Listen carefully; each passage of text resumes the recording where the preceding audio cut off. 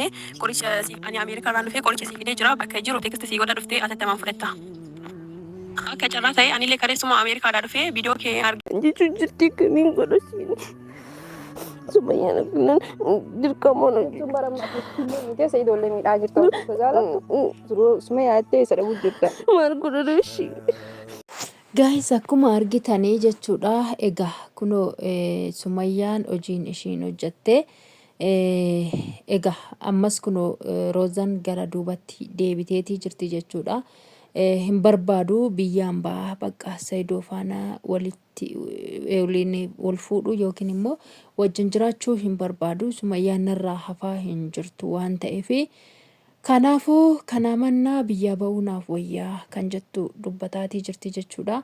Egaa ammas isheen garaa murtee hin jirtu. Saidoo dhiistee deemuudhaaf yookiin immoo Saidoo dhiisuu ishiitiif hedduu gaddaa akka jirtu irraa mul'ata. Boo'aa maraataa akka jirtu argaatii jirra jechuudha. Nagaan isiniif haa ta'u kabajamtoota hordoftoota koo akkam jirtanii nagaa jirtu bakkuma jirtanitti nageenyi Rabbi isiniif haa baay'atu.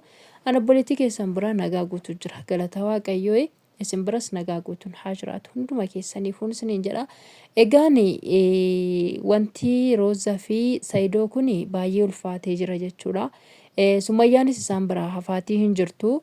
Akkasuma immoo Rozaanis immoo gowwinnatii si dhiisatii hin jirtu jechuudha. Dhuguman dhugaatti Rozaan baay'ee gowwaadha jechuudha. Baay'ee gana kan hin jedhamne gowwaadha jechuudha. Dhugaa osoo gowwaa ta'uu baatte namni kootuuti ilaala amma dhaggeeffattaniirtu miti sagalee jalqabaati irratti maal akka isheen jetteen intalittiin sayyuuf sagalee qabdeefiti jechuudha. Laal bilbilteefiyyuu miti sayyuu sagalee qabdeefitan nama kana dura beektu miti namni kun ilaala.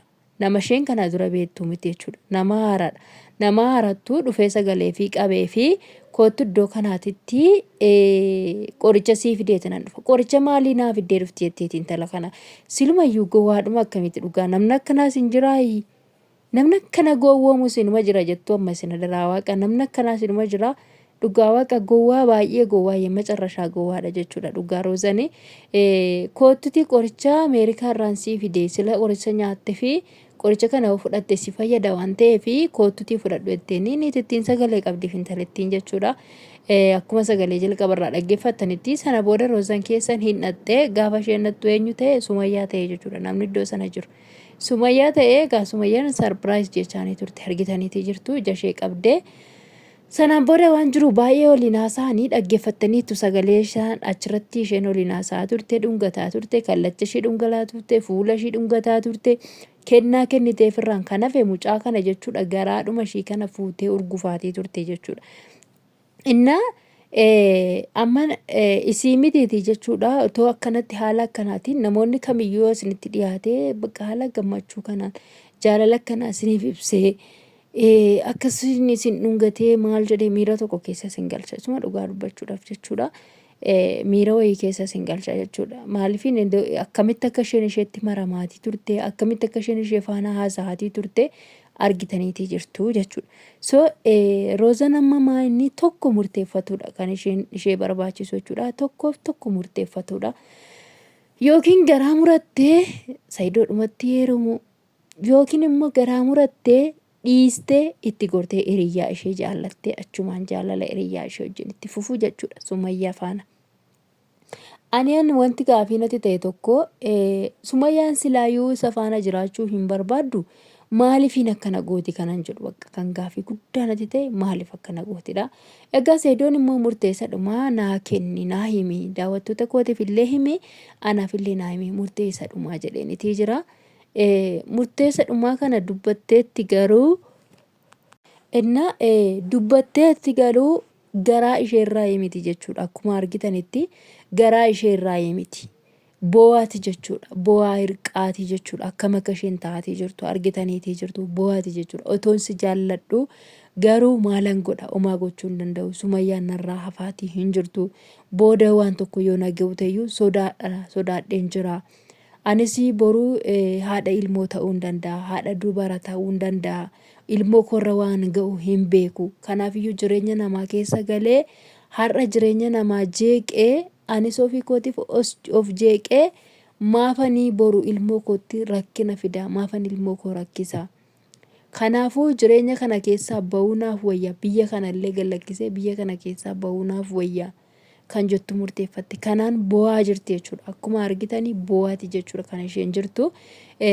Seedoon immoo maal jedhee ani jedheen ani sis fuudhuu baadhu jedheen atis natti heerumuu baattu ani nama kamiyyuu maan taane karaarraa illee qaba malee jedhe. Wallahi argitanii jirtu miti dhaggeeffattaniitu miti. Seedoon immoo jechuudha wanna tokko jedhe taanani waan duubatti deebi'u miti. Akkuma beektaniin beektu namoonni baay'een keessan jechuudha. Hayyuu yeroo sanaa nan fuudha jedhee inuma fuudhe hin dhiisne jechuudha. Innaa kanaafiyyuu jechuudha ammas kan kadhataa jiranii namoota meeqaa meeqatu jira. Namoota meeqaa meeqatuyyuu haala akkamitti irratti dhaabatee isa eegaa jira hin beektu jechuudha namoonni baay'een keessan. Garuu immoo waanuma garaan namaa fi keessi namaa filatee fi namni namaa jaallatetu namaaf ta'a kan jedhuudha fi mucaa kana namoonni baay'een keenya jaallannee fi jirra hordoftoonni isaa jaallatanii fi jiru akkasuma isaan lachuun wal jaallatanii jiru. Haa ta'u malee immoo egaa jidduu kana keessatti sodaan guddaan isheen keessa ishee uumee jiru maalidha? Sumayyaan nan dhiistu kana booda waan na dhiistu miti. Kanaafuu ittuu dhaqee jireenyicha keessa galee rakkachuudha mannaa dhiisuu naa wayyaa jette jechuudha. Amma Rozaan akkuma argitanii dhiisuu naa wayyaa jireenyicha keessa galee rakkachuu mannaa dhiisuu naaf wayyaadha kan isheen jechaa jirtu. So haalicha gaafa ilaallu inni nama sodaachisas.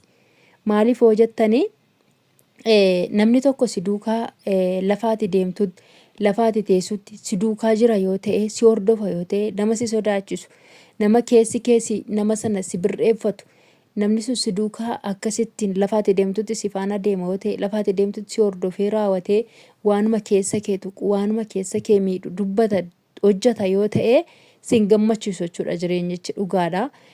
Roozatti sin murteessu amma gaafa inni itti ilaalee jedhu Roozatti sin murteessu jechuudha. Maaliif nama intalli sun kaleessa akkuma argitanii dhadheetii Sumayyaan jechuudha. Achitti akkasittiin ishee faana haasoftee maal jetteen wanni ishiin hin jenneen hin jiru jechuudha. Wanni ishiin hin jenneen hin jiru dhaggeeffattaniitu viidiyoo sana waan ta'eef sanarraan kanaaf immoo deebistee raawwattee kennaa kenniteefiitti jechuudha. Warqii morma isheerraa baastee itti keesse isheetti keesse jechuudha. Warqii fiddee fi bargit warqii haaraa bittee fi fidde isinitti fakkaatiin warqii kan kooti jetteen morma isheerraa baastee kenniteef jechuudha. Inna mucaa kanatti maaltu isheetti dhagahama ree?